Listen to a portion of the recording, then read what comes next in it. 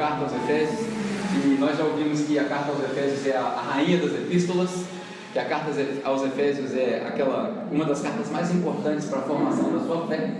E a gente começou toda essa série baseada na frase de um teólogo, que nós citamos desde a primeira mensagem, estou sempre repetindo, que o entendimento do Evangelho na carta aos Efésios desafia e redefine o entendimento do Evangelho superficial que nós temos hoje.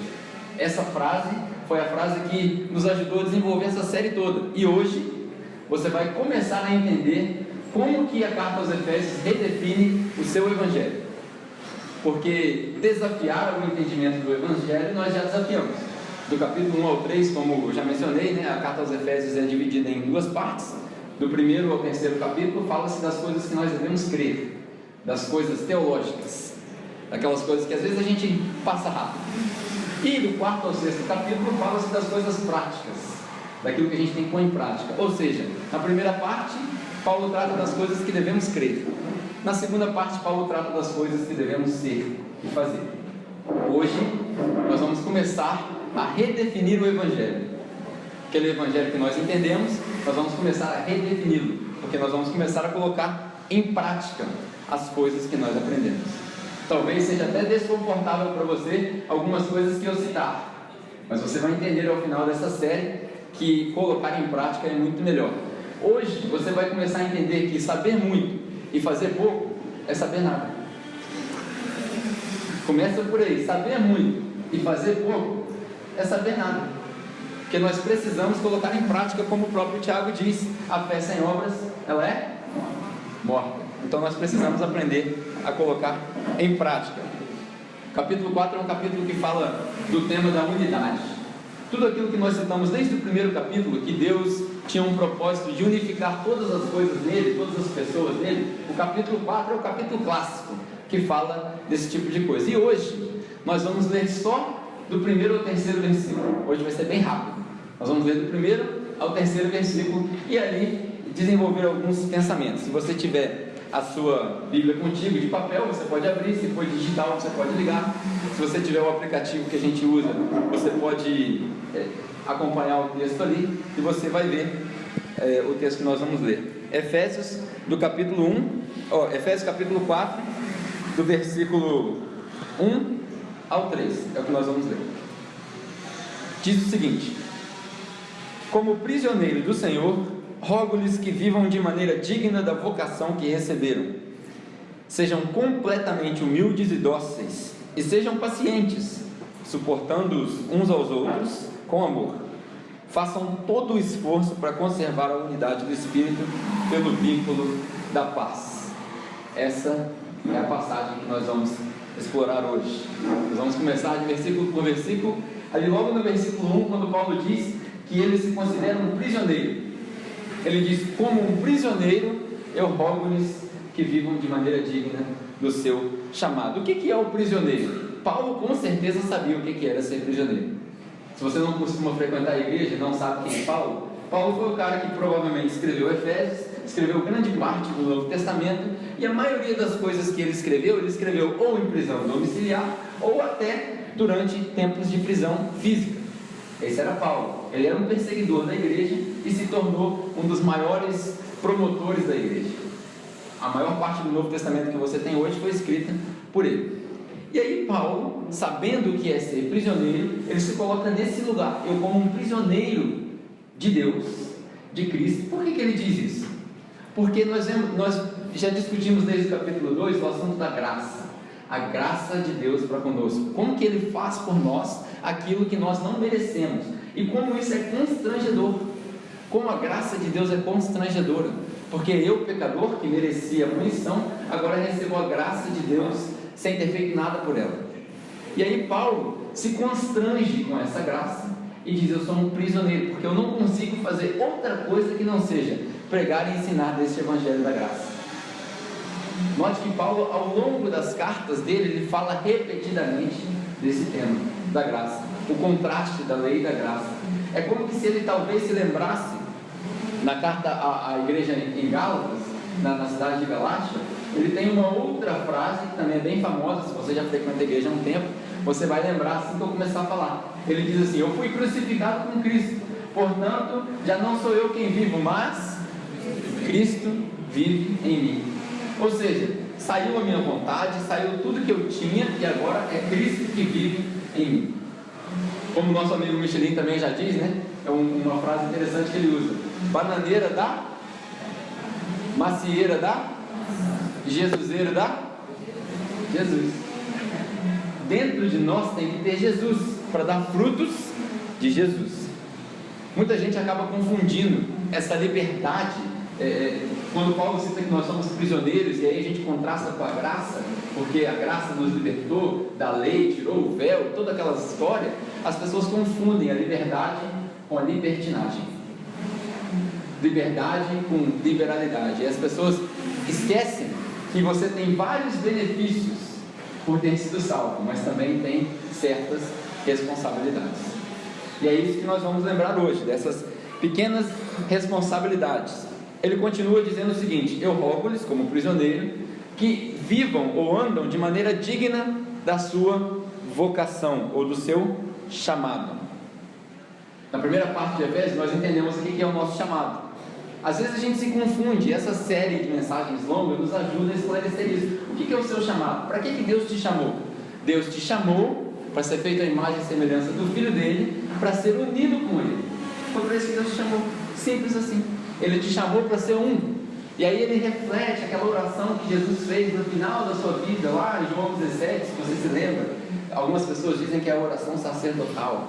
Quando Jesus ora para o Pai, diz: Pai, eu oro por esses aqui e por aqueles que ainda vão crer, para que eles sejam um, como eu e vocês somos um.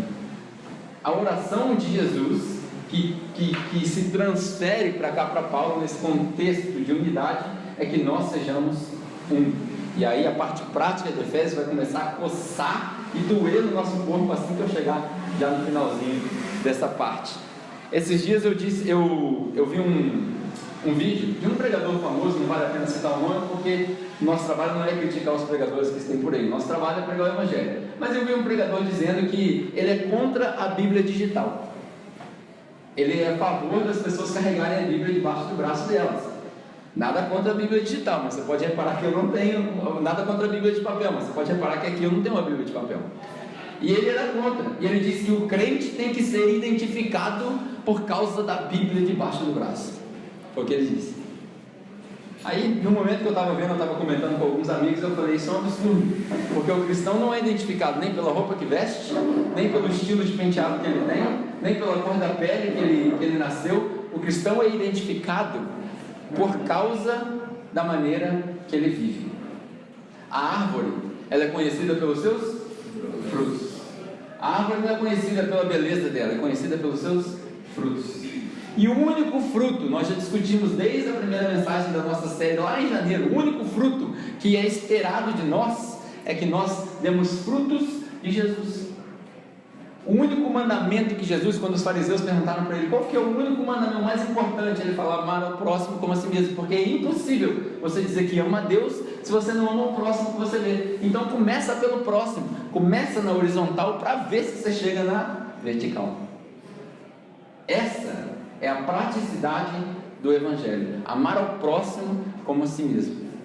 E os cristãos da época de Paulo, eles não foram conhecidos pela quantidade de conhecimento que eles tinham. Se você abrir sua Bíblia e quiser pesquisar depois, no livro de Atos, no capítulo 11, foi a primeira vez que os cristãos foram chamados de fato de cristãos. Não sei se você sabe, na cidade de Antioquia. E lá naquela cidade, Paulo passou um ano ensinando para eles. Se você acha que a série de 8 mensagens é longa, Paulo passou um ano sentando com eles, ensinando para eles. E aí, durante esse tempo, sabe o que aconteceu ali? Os discípulos de Cristo, que já tinham se espalhado, resolveram juntar tudo que tinham e dividir entre si. E aí, nesse dividir, a palavra se espalhou, e ali, pela primeira vez, os cristãos foram chamados de cristãos. Por quê? Porque foi visto, não precisa ser pregado, foi visto na vida deles como eles amavam uns aos outros de tal maneira que eles dividiam tudo que tinham. Está lá, Atos capítulo 11, pode abrir lá. Se eu estou falando, não é a Bíblia. Pode abrir lá que você vai ver. Nós precisamos entender, porque O que é viver de maneira digna do nosso chamado? E aí, muitas pessoas quando leem isso daqui acabam pulando, porque o chamado, ele usa uma outra palavra em algumas traduções, que é a palavra vocação. E muita gente confunde vocação com profissão. E agora eu vou falar uma frase para ficar remoendo na sua mente. Vocação não é profissão. Vocação é profissão. Como assim? Entendi. A vocação não é a sua profissão, o seu trabalho que você faz todo dia. A vocação é a sua profissão. Se você professa Jesus como seu Senhor, se você professa Jesus como o centro da sua vida, se você professa que você é discípulo de Jesus, você deve viver de maneira digna dessa vocação, dessa profissão. E o que é viver de maneira digna dessa profissão? Quando Jesus pergunta, em vários exemplos a gente vê isso através da Bíblia, mas eu vou te dar um exemplo. Jesus fala o seguinte: venha e me siga. Ou seja, venha e me imite. O próprio Paulo fala, seja meu imitador como eu sou de Cristo. Só imito o que Jesus fez. Aí eu vou te convidar a ter uma retrospectiva na sua vida. Até hoje, o que você tem feito? Tem sido uma imitação de Cristo ou uma imitação dos padrões do mundo? E aí a gente precisa se lembrar que no primeiro capítulo de Efésios, quando a gente leu, na segunda parte, na terceira mensagem, se eu não me engano, se você não teve a oportunidade de assistir, você pode assistir lá no YouTube. Diz que a igreja não é periférica ao mundo, mas é o mundo que é periférico à igreja. Aí dentro da igreja a gente encontra um monte de gente não seguindo a Cristo, mas seguindo o mundo. Como assim? Tem alguma coisa errada. Nós precisamos começar a colocar em prática isso que nós vivemos. Ande de maneira digna da sua vocação. A vocação não é a sua profissão, a sua vocação é o que você professa. Aí ele continua: sejam completamente humildes e dóceis. As duas palavras vêm juntas, humildes e dóceis. Para você ter uma ideia, às vezes a gente, como que é interessante a gente ter a oportunidade de ter uma série de mensagens longas que a gente explora pedacinho por pedacinho, porque às vezes a gente lê e passa despercebido.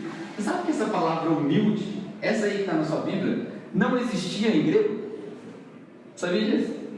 Porque o exército grego, eles consideravam uma fraqueza essa qualidade de ser humilde. Essa palavra não existia, essa palavra foi provavelmente inventada por Paulo na língua grega. No Antigo Testamento, quando essa palavra é usada, ela é usada num contraste, quando Deus diz que ele resiste aos orgulhosos, mas ele dá graça aos humildes. Isso no Antigo Testamento. No Novo Testamento não tinha essa palavra, até que Paulo inventou essa palavra, se é que foi Paulo mesmo ou os contemporâneos dele, essa palavra de humilde. O que é o humilde? Qual é a definição do humilde?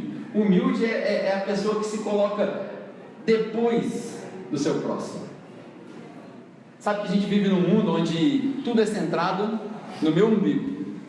Eu. A minha carreira, a minha casa, o meu carro, tudo é eu. Jesus não vivia dessa maneira. Jesus vivia de outra maneira. Jesus vivia nós e eu. Não, eu me entrego por nós. Era só nós. A religião cristã não é uma religião individualista. A religião cristã não é uma religião meritocrática. A religião cristã não é nada disso. A religião cristã é uma religião comunitária. É um conjunto de crenças de pessoas em comum. Isso é ser cristão. Um com o outro. Lembra que a gente tratou na outra mensagem do encontro em com o outro? A religião cristã é para ser comunitária ao extremo. Só duas pessoas foram chamadas de humildes na Bíblia inteira: Moisés e Jesus.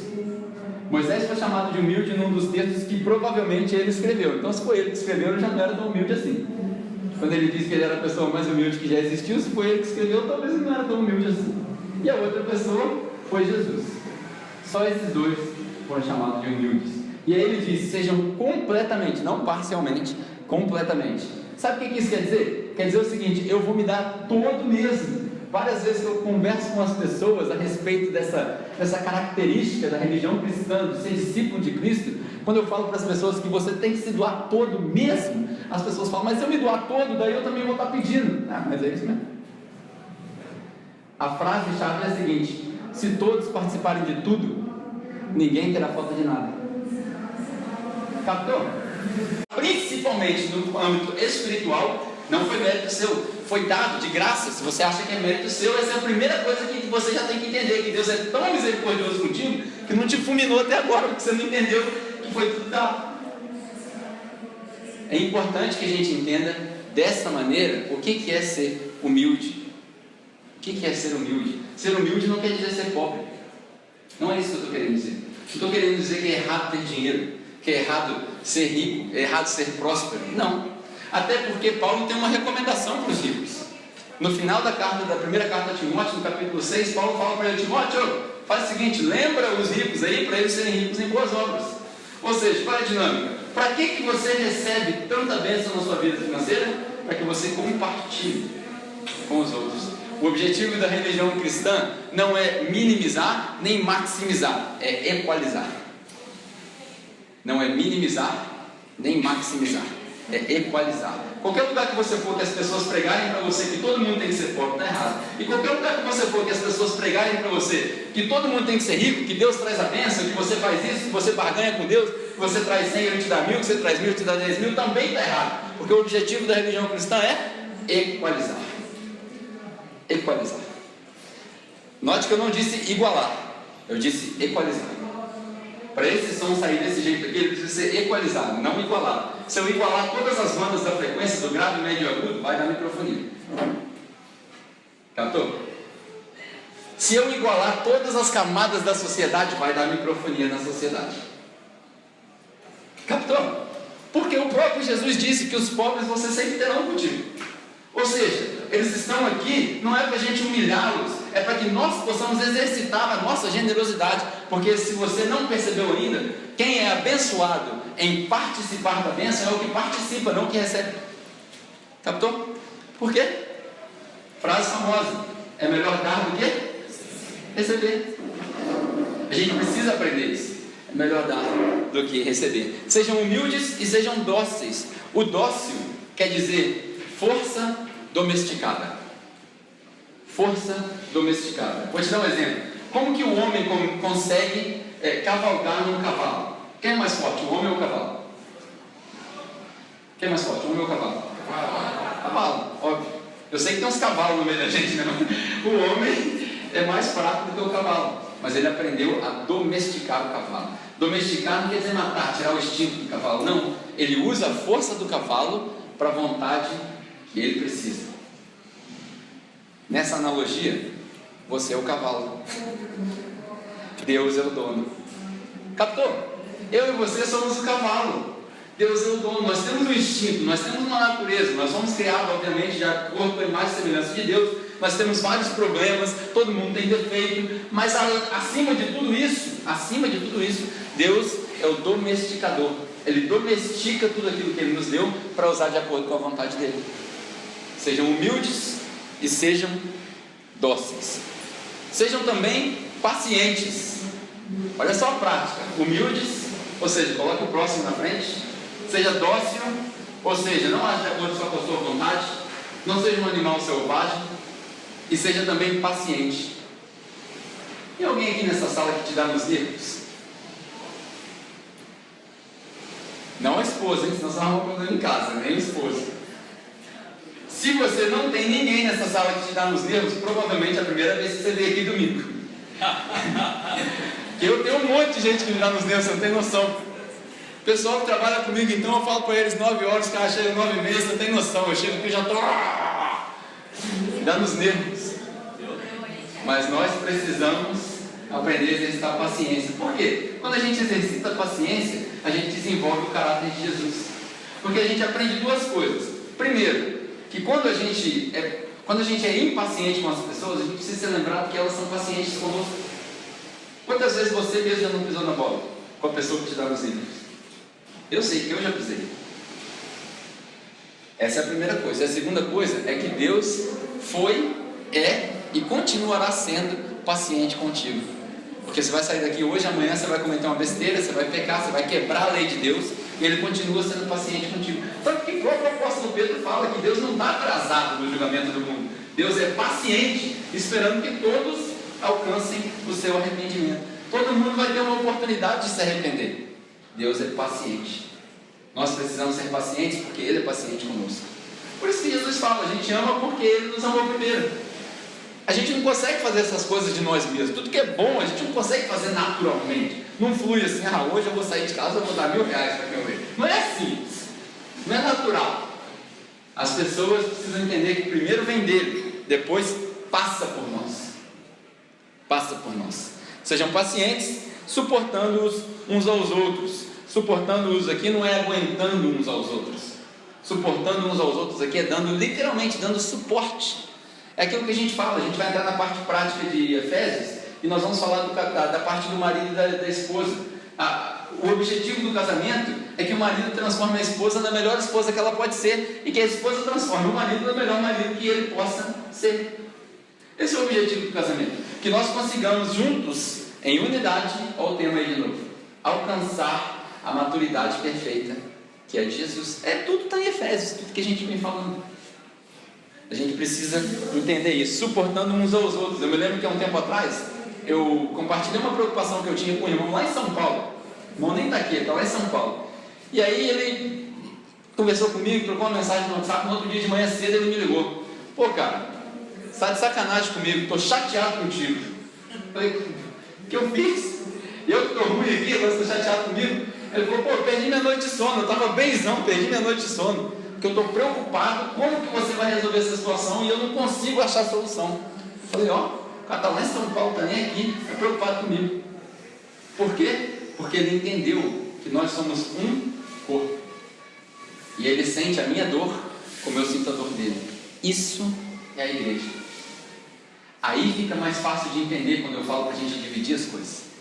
Por quê? Porque se eu sentir a dor que você sente, eu não deixo você passar essa dor. Porque se tivesse um prego no meu pé, eu ia no hospital e eu tirava o prego. Mas se o prego está no seu pé, aí fica mais fácil, né? Pimenta nos olhos dos outros é refresco. Na igreja não, pimenta nos olhos dos outros é pimenta no meu.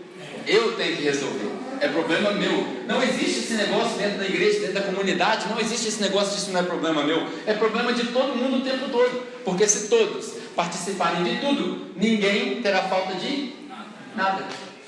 É tão simples, tão simples. Não é um modelo de governo, não é socialismo, não é comunismo. Eu mesmo já cometi o erro de conversando com as pessoas, falar: o cristianismo é um comunismo perfeito. Não, não é.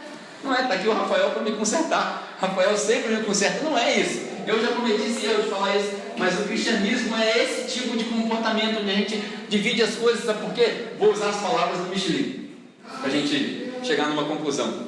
O limite do meu conforto é o tamanho da minha bunda. Falou bunda da igreja mesmo?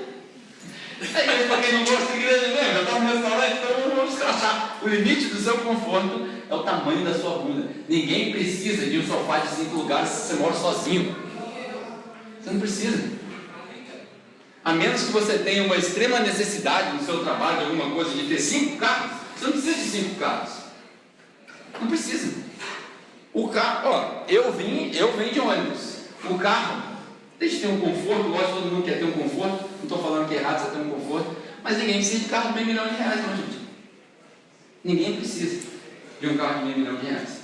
Se você tem um carro de meio milhão de reais, você pode, vou te fazer um convite, venda ele, compre 10 carros de 50 mil e distribua.